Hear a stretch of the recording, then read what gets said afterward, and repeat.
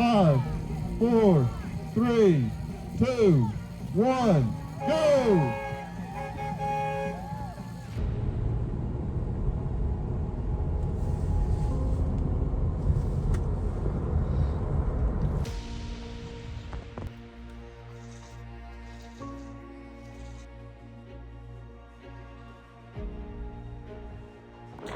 The shins are killing me. I'm not even halfway through. So praying I get a second wind.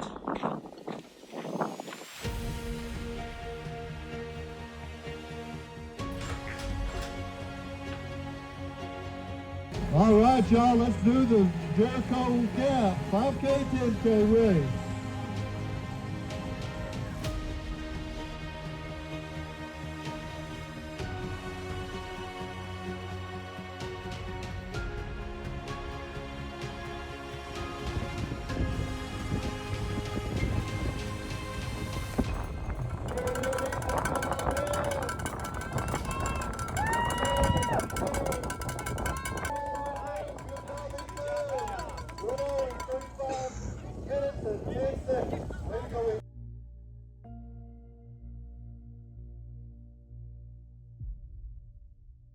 All right, we finished the Run the Gap, Jericho Gap 10K race, and I have to say, this one was a hard one.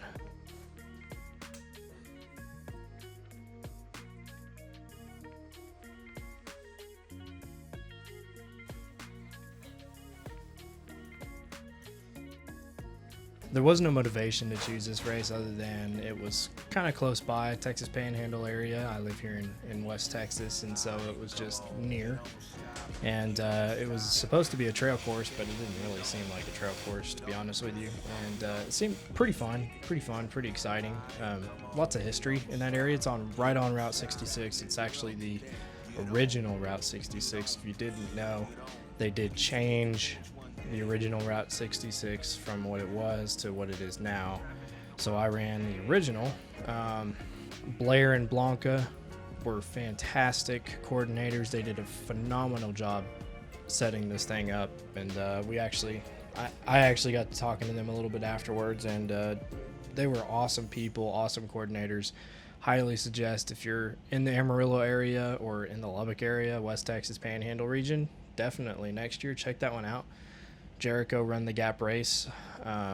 It's phenomenal. It was really fun. So man, I did really bad on this race. I did finish despite me not wanting to. I will admit it definitely humbled me. So in the email that I got from them, they said it's more of a trail race, so bring trail shoes, and so I did, thinking, oh well, potential chance I might get stuck in the mud. Let's bring some trail shoes. See, I don't want to get stuck, and who knows, it's not real technical terrain, but let's just see what we got. Probably the worst mistake that I made during that race, because right out of the gate, pretty much the first mile, I just brutally destroyed my shins. Those were not the right shoes. I live by the mantra, nothing new on race day. Everybody says that. I learned that the absolute hard way this time, because I had only worn these shoes like twice before this, and they were just my only trail shoes, so I figured, what the heck. Terrible mistake. Absolute terrible mistake. I will not be doing that again. In the future, I'm just going to bring what I know works, what I've trained in. My feet were killing me. My shins were just ruined to the point where I actually kind of thought about, man, I don't know if I can make this. This is pretty hard. And it was about mile 3, mile 4 when we finally got to the turnaround for the 10K, which I believe was after mile 3.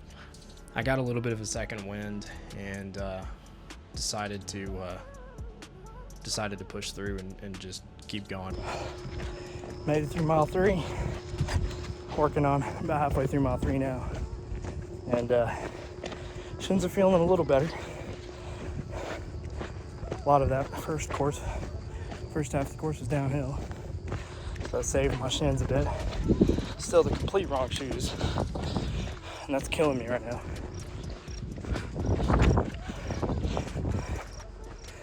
hotter than hell out here. It's humid. It's definitely suffering right now. It's hot.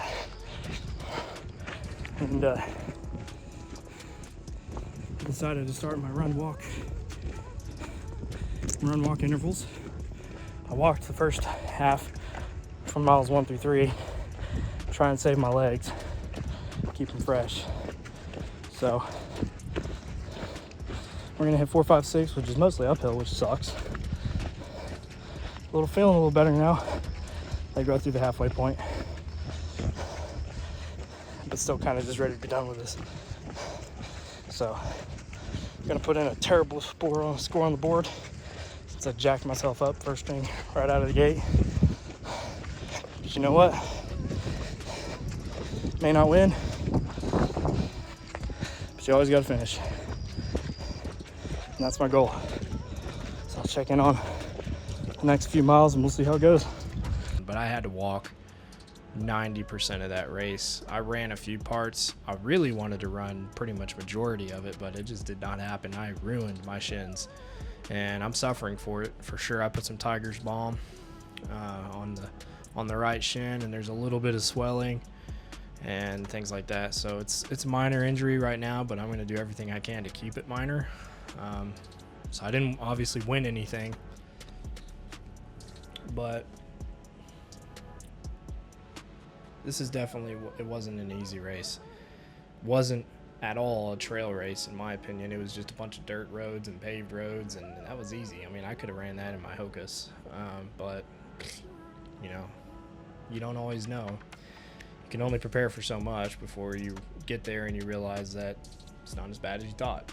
But you know, I think over preparation is sometimes a good thing, because then you have everything you need, you know. So anyway, this race was brutal. It kicked my butt, man, and I'm not proud of it. I'm proud that I finished, but I'm not proud of my performance. But you know what? It was a good, enjoyable experience. I had fun. I really did. And you know, I got through. I actually got to talk to a few people on the track, and I can't tell you one person that I didn't pass by that said good job or congrats or you're doing great. You know, the community of running is just so upbeat, and I love it, man. It's just, you know, every race so far I've had a blast. I just enjoy it. It's just fun, you know. If I didn't enjoy it, I wouldn't do it. So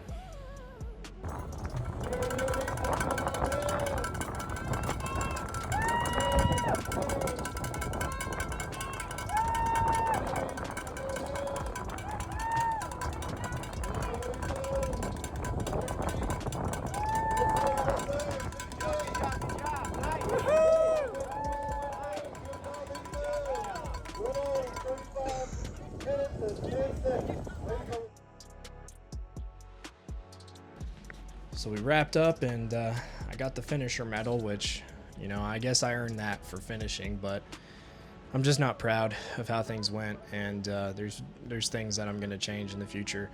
Part of that is going to be training. I didn't prepare as much as I wanted to. There was a lot of days where I just didn't care, and I didn't go to the gym. I didn't do my miles. I didn't put my miles in.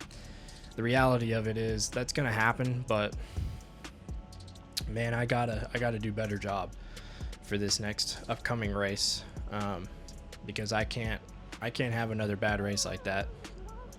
And you know, I read in a book one time by Ken Rideout.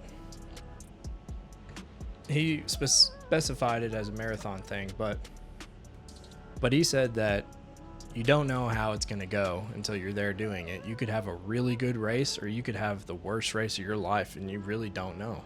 You get to the start line, you do the best you can, and you move on. And for me, my last race was great. This race was a bust, but you just got to keep going, keep putting yourself out there, keep trying, and I'm definitely going to do better next time, for sure. Or I may not. We'll see. Bottom line is I had a great time, and you know, I appreciate you guys tuning in. This is kind of new for me. I don't usually do vlogs, but I don't know, man. I like to share with people the experiences of racing, because I don't think a lot of people realize just how open and welcoming it is. And part of the reason I do these vlogs, well, will be doing these vlogs here going forward, is to kind of showcase that this is it's a fun experience, man. And you know, not gonna say you're missing out, but you're missing out, you know.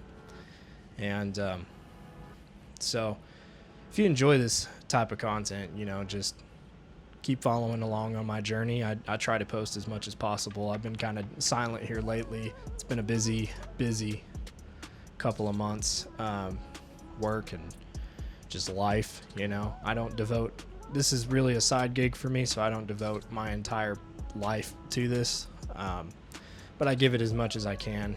You know, last time I posted a video, I talked to Robert Mora, which again was a phenomenal conversation. So if you didn't get a chance to watch that one, I highly recommend it. And there's some interviews coming in the future. I've got possibly Vic Valdez coming back for another part, and John Kelso for another part, my stepdad. So we'll get to chat. He's actually looking into doing the Spartan 5K race coming up. This is going to be, I think, his first ever race. So I'm going to cheer him on as much as possible when he's out there doing that. And we'll see how everything goes. So I wouldn't be out there doing this race if I didn't enjoy a little bit of the suffering that goes in with it. And there was definitely some today, but what can you do, you know? It's one of those things. So you learn some things. I definitely learned some things, and you just move on. So hope you guys have a great day. Hope you guys have a great year, and stay cold out there during the hot summer months. If you're over here with me suffering in West Texas, it's been about 90 degrees every week this week. We've been finally getting some rain finally. It's been pretty dry. So have a good 4th of July. You guys go out there and pop some fireworks. It's America's 250th anniversary. So for all them patriots and veterans out there, thank you for your service. And gotta love America, right? So anyway, we'll see you guys in the next one.